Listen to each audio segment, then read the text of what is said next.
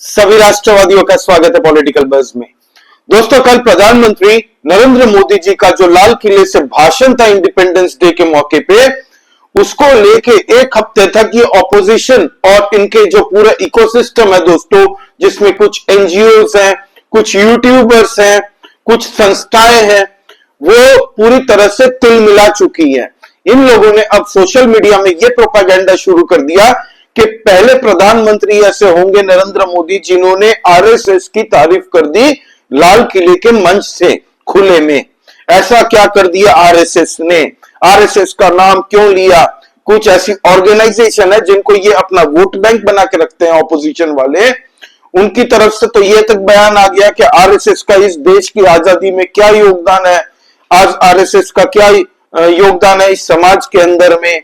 क्योंकि आज आपको बता दूं दोस्तों, जो इनका गजवाए हिंद का एक सपना था ना, पाकिस्तान का बहुत पुराना एजेंडा है इनका। इनके और भारत के बीच में सबसे बड़ा अगर कोई बाधा है तो वो आरएसएस है। आरएसएस से ये लोग इतने तिल मिला जाते हैं दोस्तों, कुछ विदेशी ताकतें भी हैं जो भारत को प्रोग्रेसिव नहीं देखना चाहती, उनको भी चुभती है दोस्तों आरएसएस। आरएसएस की देश के बारे में जो प्रेम है, सद्भावना है, जो डेडिकेशन है, आरएसएस की अखंड भारत की आइडियोलॉजी जो है, उससे ये लोग चिढ़ते हैं और सबसे बड़ा थ्रेट अपना मानते हैं आरएसएस को। कांग्रेस पार्टी के 3-4 ऐसे एडवाइजर है राहुल गांधी के, जिसको मुझे लगता है अवार्ड देना चाहिए बीजेपी को, जिसमें जयराम रमेश है, पवन खेड़ा है, सुप्रिया श्रीनाथ जैसे सोशल मीडिया हैंडल करती है। ऐसे कुछ नवरत्न है राहुल गांधी के क्लोज एकदम, रणदीप सुरजेवाला है। तो ऐसे चरण चुंबकों को अवार्ड देना चाहिए बीजेपी को बुला के, क्योंकि इन्हीं के लिए राहुल गांधी की आज जो बेइज्जती होती है सोशल मीडिया में वो हो रही है। और सबको पता है कि सबसे ज्यादा कांग्रेस अगर सत्ता से बाहर रही है तो ये 2014 से लेके अब तक का दौर है जिसमें कांग्रेस सत्ता से बाहर रही है, और आने वाले 20-25 साल तक तो कोई स्कोप दिख नहीं रहा भाई। आपको बता दूं, प्रधानमंत्री श्री नरेंद्र मोदी जी लाल किले से दोस्तों 2014 से भाषण दे रहे हैं। इन्होंने 2018 में प्रोपेगेंडा किया था सोशल मीडिया में और हर जगह ये बाइट देते फिर रहे थे कि ये आखिरी भाषण है नरेंद्र मोदी जी का लाल किले से। आपको बता दूं कौन कौन नेता उसमें इन्वॉल्व थे। बहुत सारे इंडिया अलायंस के नेता थे। लालू यादव ने कहा था, अखिलेश यादव ने कहा था, फिर उमर अब्दुल्ला ने कहा था, फारूक अब्दुल्ला ने कहा था, ममता बनर्जी जी ने कहा था, और साथ ही साथ में मल्लिकार्जुन खड़गे ने भी कहा था, कांग्रेस के राहुल गांधी ने भी कहा था। तो ऐसे कई नेता है जिन्होंने ये कह दिया था कि ये आखिरी स्पीच है नरेंद्र मोदी जी की लाल किले से बतौर प्रधानमंत्री। मल्लिकार्जुन खड़गे ने तो एक स्टेप आगे बढ़ के यहां तक कह दिया था कि प्रधानमंत्री अगले साल झंडा फहराएंगे, लेकिन वो लाल किले से नहीं, अपने घर के ऊपर में, यहां तक कह दिया था। डेरेक ओब्रायन, इसकी एक सोशल मीडिया की पुरानी ट्वीट है जो सोशल मीडिया में लोग मजाक उड़ा रहे हैं, इसका सर्कुलेट हो रही। तो आप देखिए पहले इसने कब कहा था, ये 2023 में कहा था या 21 में कहा था, 23 में शायद। देखिए, कहा था कि आखिरी स्पीच है प्राइम मिनिस्टर नरेंद्र मोदी जी के। तो ये लोग हर साल यही करते हैं, इस साल भी कोई डिफरेंट नहीं था। कल भी उन्होंने यही भाषण दिया। कांग्रेसी कई स्पोक्स पर्सन थे कि ये नरेंद्र मोदी जी की बतौर प्राइम मिनिस्टर आखिरी स्पीच है। वो प्रशांत भूषण, चवन्नी छाप एनजीओ, भारत विरोधी काम करने वाला प्रशांत भूषण, वो कह रहा है कि नरेंद्र मोदी जी का ये आखिरी साल है बतौर प्राइम मिनिस्टर। खैर, ये लोग अपनी दुनिया में खुश रहे दोस्तों, अपना सपने में रहते हैं ये लोग, और इनको कोई आज की डेट में इंपॉर्टेंट नहीं समझता भारत के अंदर में। एटलीस्ट जब तक जनता चाहेगी प्रधानमंत्री नरेंद्र मोदी जी ही रहेंगे। इस देश के अंदर में ये ताकत सिर्फ और सिर्फ जनता को है। ऐसे चरण चुंबकों, कुछ चाटुकार, कुछ देश विरोधी ताकतें जो ये चाहती है कि नरेंद्र मोदी जी का तख्ता पलट हो जाए, वो उनके चाहने से नहीं होगा। पवन खेड़ा ने दोस्तों कल नरेंद्र मोदी जी के जो इंडिपेंडेंस डे पे भाषण दिया था, उसकी मैंने कल वीडियो पोस्ट की थी, आप वो जरूर देखिएगा। 20 मिनट के अंदर में मैंने कल नरेंद्र मोदी जी की 103 मिनट का जो भाषण है उसको समराइज करके अपनी तरफ से बताया है कि नरेंद्र मोदी जी की कल की स्पीच में क्या अहम था। अब पवन खेड़ा ने दोस्तों इस पे लिखा है, आरएसएस राष्ट्रीय संदिग्ध संघ, ठीक है, के 100 साल का इतिहास, 25 साल अंग्रेजों की मुखबरी, 25 साल तिरंगे और संविधान का तिरस्कार, 25 साल मंदिर मस्जिद के झगड़े, 25 साल दलित आदिवासियों पिछड़ों व अल्पसंख्यकों के खिलाफ साजिश के में गुजारे। आज प्रधानमंत्री ने इस संगठन का नाम लेकर, लाल किले से लेकर इस देश का संविधान का, इस देश के तिरंगा का अपमान किया है।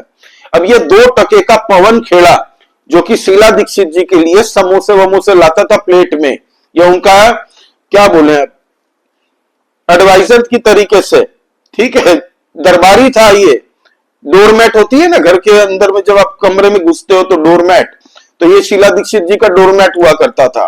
आज अपने आप को सोचता है कि राहुल गांधी के बाद में यही है कांग्रेस में जो है, ये गलत फहमी में ये रहता, तो इसके बड़बोलापन भी बहुत ज्यादा निकलता है। सोशल मीडिया में आप इसके हैंडल में जाइए, इसकी कोई भी पोस्ट देख लीजिए, कोई भी पोस्ट के नीचे के कमेंट आप जरूर पढ़िएगा, मां बहन की गालियां देते हैं लोग इसको, इसकी यही औकात रह गई है सोशल मीडिया में, इसको कोई सीरियसली नहीं लेता, सिर्फ और सिर्फ ये बकैती करता रहता सोशल मीडिया में गालियां सुनने के लिए। अब दोस्तों इसने आरएसएस पे ये सब बयान दिया है, इसको नहीं पता कि आरएसएस सेल्फलेसली जो समाज में कहीं पे भी बाधा आती है, बाढ़ आती है, कहीं पे भी हो, लोगों की मदद करने पहुंच जाती है। कोविड का टाइम हो या फिर कहीं पे बाढ़ आया हो, अभी उत्तराखंड में आपको पता है कि किस खतरनाक तरीके से वहां पे अफरा तफरी मची है दोस्तों, बादल फटने से, वहां पे भी आरएसएस पहुंच गई है। कारगिल का जब युद्ध हुआ था, आरएसएस की टीम ने जितना हो सके सेवा के भाव पे दोस्तों ये लोग वहां पे मदद करने पहुंच गए थे, ताकि हमारी सेना को कोई तकलीफ ना हो। और ये कांग्रेसी सबसे बड़ा थ्रेट मानते हैं आरएसएस को। आपको पता है दिग्विजय सिंह के वो पुराने बयान सुन लीजिए, वही दिग्विजय सिंह जिसने 62 की उम्र में दोबारा शादी कर ली है अपने से 20 साल छोटी एक महिला से। खैर वो उसकी निजी जिंदगी है, लेकिन ये वही दिग्विजय सिंह है जिसने 26/11 आतंकी हमले के बाद में हिंदुओं को आतंकवादी घोषित करने की कोशिश की थी और आरएसएस की साजिश 26/11 ये किताब लॉन्च की थी। वो तो पकड़ा गया था आतंकवादी जिंदा, इसीलिए इनकी पोल खुल चुकी है। अगर नहीं पड़ता तो आतंकवादियों को हिंदू घोषित कर दिया था इन लोगों ने, क्योंकि अजमल कसाब के हाथ में कलावा भी जो पहना था ना उसने, वो भी सोची समझी रणनीति के तहत में। तो सबको पता है कितना नफरत करती है कांग्रेस आरएसएस को। और ये आरएसएस ही है दोस्तों जिसके स्वयं सेवक बिना किसी क्रेडिट के, उनको क्रेडिट की कोई परवाह नहीं है, वो साइलेंटली आते हैं, अपना काम करते हैं और अपना बोरिया लेके बिस्तर लेके चले जाते हैं। किसी लाइमलाइट में वो नहीं आना चाहते, एकदम शांति से वो धीमे से अपना काम करते हैं साइलेंटली और चले जाते हैं। ये सबको पता है। एमपी, गुजरात, हर जगह, पूरे भारत के कोई भी राज्य ले लीजिए, वहां पे आपको करोड़ों स्वयं सेवक मिल जाएंगे, करोड़ों, करोड़ नहीं करोड़ों। और ये जो आरोप लगा रही है कि बीजेपी दलित, अल्पसंख्यक, ओबीसी, आदिवासी पिछड़ों के खिलाफ है, तो बीजेपी के 13 करोड़ तो खाली कार्यकर्ता है भारत के अंदर में, जिसमें कई दलित हैं, कई ओबीसी हैं, कई मुस्लिम्स हैं, हर एक तबके से वहां पे कार्यकर्ता है बीजेपी के अंदर में। भारत की जो प्रेसिडेंट है, जो आदिवासी समाज को रिप्रेजेंट करती है दोस्तों, वहीं से वो आती हैं, उनको प्रेसिडेंट बनाया प्राइम मिनिस्टर नरेंद्र मोदी जी ने, जो कि खुद एक ओबीसी समाज के बहुत बड़े नेता हैं। और बीजेपी के अंदर सबसे ज्यादा दलित, पिछड़े अगर नेताओं की बात की जाए ना, खाली सबसे ज्यादा संख्या में बीजेपी में ही है, कांग्रेस में नहीं है या किसी भी पॉलिटिकल पार्टी में नहीं है। और जितना मुसलमानों की आबादी भारत के अंदर में कितनी है, 16-17%, लेकिन वेलफेयर जितनी भी प्रधानमंत्री की सोशल स्कीम्स हैं उनमें 30 to 35% मुसलमानों को मिलता है।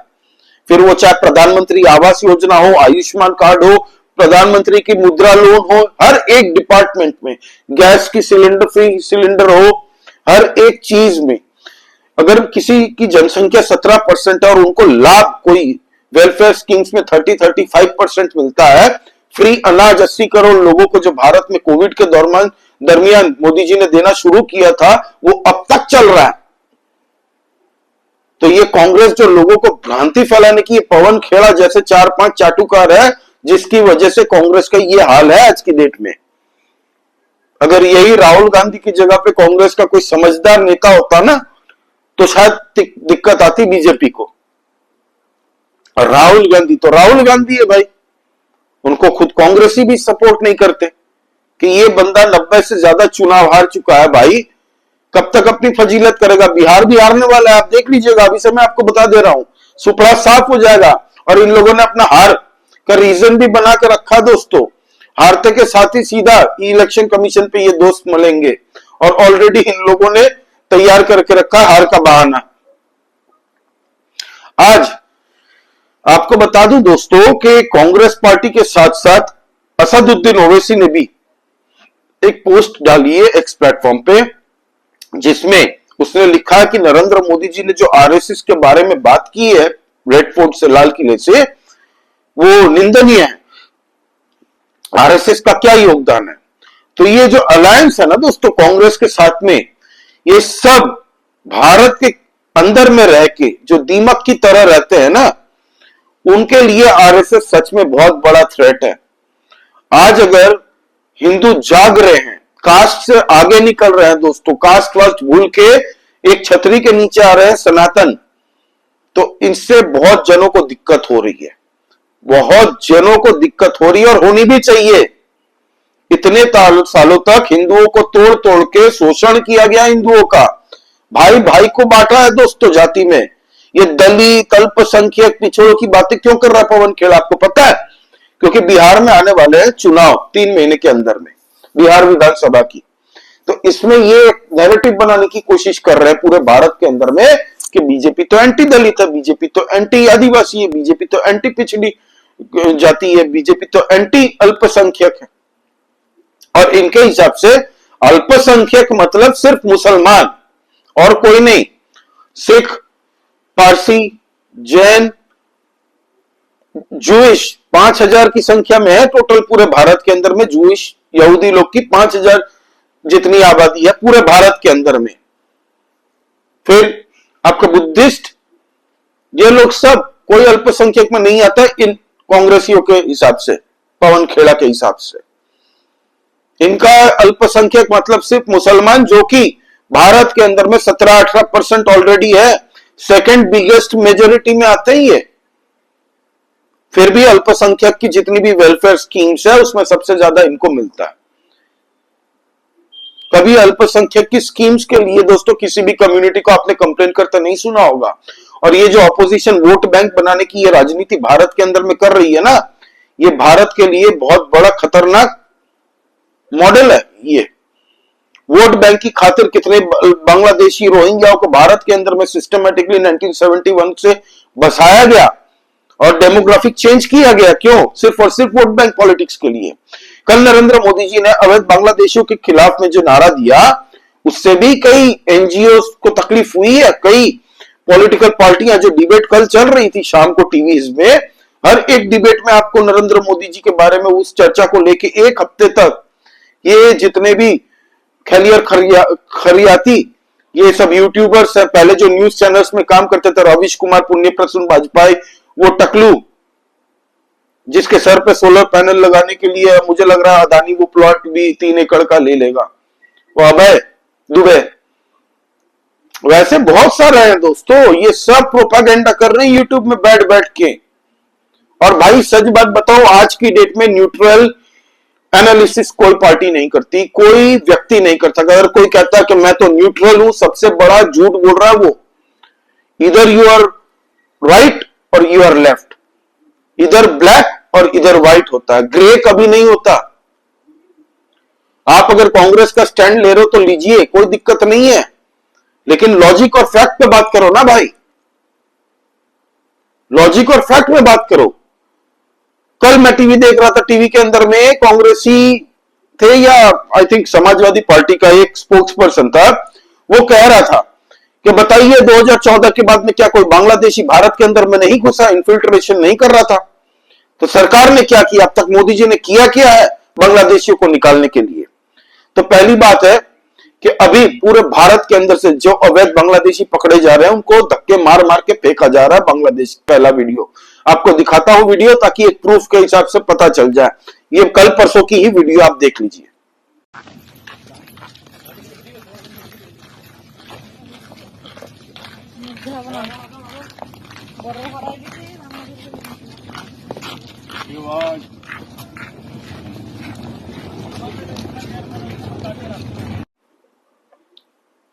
देखा? अब दूसरी बात कि 2014 से जितने भी अवैध बांग्लादेशी घुसे हैं, सिर्फ वही प्रॉब्लम नहीं है भारत के लिए। भारत के अंदर में 1971 के बाद में जितने भी बांग्लादेशी थे वो सबके सब प्रॉब्लम है। अब भारत सरकार जब बांग्लादेशी और रोहिंग्या को निकालने की बात कर रही है, तब इनके पेट में मरोड़ क्यों है? जो अब इलीगल झुग्गी झोपड़ियां जो इलीगल तरीके से बनाई हुई है एनक्रोच्ड लैंड पे, तो एंटी एनक्रोचमेंट ड्राइव, जब डेमोलिशन ड्राइव चल रहा है, उससे क्यों दिक्कत हो रही है? दूसरी बात, एनआरसी जब बीजेपी की सरकार लाने का खाली बात हुई थी, एनआरसी लाई नहीं थी, सीएए लाई थी, जहां पे मुसलमानों का कोई नाम ही नहीं है, मुसलमान शब्द ही नहीं है। और एनआरसी लाने का कानून था, उसके खिलाफ में दोस्तों एनआरसी एनआरसी एनआरसी कर करके इन लोगों ने शाहीन बाग कई महीनों तक चला कर रखा। पूरे भारत के अंदर में विरोध प्रदर्शन करना शुरू कर दिया था इन लोगों ने कि एनआरसी क्यों ला रही है सरकार, क्यों ला रही है, हमारे पास कागज नहीं है, कागज नहीं दिखाएंगे। याद है ना आपको? तो एनआरसी अगर नहीं लाना है, अगर तुमको विरोधी करना, जो कि कांग्रेस का रूल था, ये कांग्रेस की मनमोहन सरकार ने एनआरसी को लाने की बात कही थी उस वक्त में, और जो ड्राफ्ट बनाया था उसको रिविजिट करके बीजेपी ने बनाया था और एनआरसी लागू करती, और सिर्फ असम के अंदर में लागू किया था। और इन लोगों ने प्रोपागेंडा करके भारत में आग लगाने की कोशिश की। तो जब निकालने की बात करते हैं तो तुम लोगों के पेट में सबसे ज्यादा दर्द होता है। क्यों? क्योंकि तुम्हारे अपने जमाई बना के रखा है तुम लोगों ने अपना वोट बैंक के खाते में। वोट बैंक इलेक्शन के टाइम में ये लोग समझौता कर देते हैं कि हमारी सरकार बनेगी तो आप लोगों के लिए ये कर देंगे, आप लोगों के लिए वो कर देंगे, एक्स्ट्रा बेनिफिट्स दे देंगे, और बाकी लोग क्या लेमन चूसेंगे? ये बता दे कांग्रेस। तो कांग्रेस की सरकार आने वाले 20 साल में सेंट्रल गवर्नमेंट में तो बनने वाली नहीं है, मुझे नहीं लगता, क्योंकि आए दिन हम देखते हैं राहुल गांधी को आर्मी पे कमेंट करते, आए दिन हम देखते हैं कि जिस तरीके से वो इलेक्शन कमीशन पे अभी अटैक कर रहे हैं बिना कोई सबूत के। भाई अगर इतना ही आपको, अगर अपने सबूत पे यकीन है तो एक सिग्नेचर करके दे दीजिए ना। इलेक्शन कमीशन तो कह रहा है कि आपको 10 दिन का टाइम दिया, आप हमें साइन करके दीजिए ओथ पे, मतलब एफिडेविट पे। वो नहीं दे रहे, कोई कांग्रेसी नहीं दे रहा, बस इनके बोल बच्चन है, बोल बच्चन है। और जब तक पवन खेड़ा, रणदीप सुरजेवाला, जयराम रमेश जैसे चाटुकार राहुल गांधी के इर्द गिर्द रहेंगे, भाई कांग्रेस सरकार का बनना मुश्किल है, मतलब लगभग नामुमकिन ही है। और जिस तरीके का कल प्रधानमंत्री नरेंद्र मोदी जी का भाषण था, एक विजन दिखता है लोगों को, 10 साल 15 साल का विजन दिखा है कल। 2035 तक किस तरीके से भारत के मेक इन इंडिया के तहत में हमारी डिफेंस सिस्टम को बनाएंगे, हम सॉलिड रोबस्ट बनाएंगे। एयर डिफेंस सिस्टम की बातें की, जेट प्लेन के इंजन्स की बातें की, किसानों को लेके बातें की, हमारी फार्मा इंडस्ट्री को लेके बातें की, टूरिज्म को लेके बातें की कि भारत में कितनी पोटेंशियल है। भारत के लोग अगर सिर्फ भारत के अंदर ही टूरिज्म करे तो पूरी इकोनॉमी हमारी कितनी जनरेट होगी। ये जो फ्री का राशन दे रहे हैं 80 करोड़ लोगों को, ये कैसे दे रहे हैं भाई? दे रहे हैं ना, भले उनको वोट मिले ना मिले, वो वोट देख के नहीं देते हैं। तो भी कांग्रेसियों को दिक्कत आ रही है कि भाई अपनी फोटो लगा के क्यों दे रहे? भाई वो ही से PM of India, take it or leave it. आपके भी प्रधानमंत्री उतना ही है जितने मेरे हैं। आप टीका टिप्पणी किसी पॉलिसी को लेके कर सकते हैं, किसी व्यक्ति के इंटेंशन पे आप क्वेश्चन नहीं कर सकते। और इंटेंशन पे भी आप अगर कर रहे हो क्वेश्चन तो करिए, लेकिन सबूत के साथ में करो ना भाई। एनीवे, आपका इस बारे में क्या कहना है दोस्तों, प्लीज आप कमेंट करके बताइए। लाइक कीजिए इस वीडियो को, please subscribe to this channel. जय श्री राम सभी सनातनी और राष्ट्रवादी भाइयों को। जय हिंद, वंदे मातरम।